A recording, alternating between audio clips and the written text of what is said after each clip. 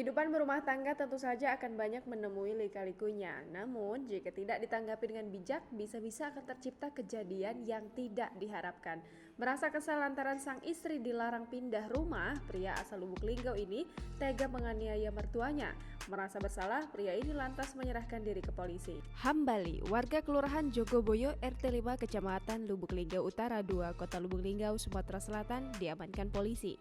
Sempat buron, Hambali menyerahkan diri ke polisi karena telah menganiaya mertuanya hingga masuk rumah sakit.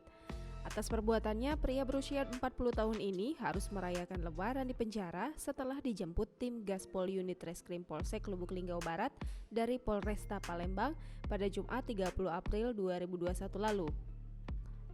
Kapolres Lubuk Linggau AKBP Nuryono melalui Kapolsek Lubuk Linggau Barat AKP Luhut Situmorang mengatakan, pelaku ditangkap setelah dilaporkan mertuanya Raswin, warga Jalan Padat Karya RT 3, Kelurahan Ulak Lebar, Kecamatan Lubuk Linggau Barat 2. Ia menceritakan pelaku memukul kepala mertuanya itu sebanyak 2 kali.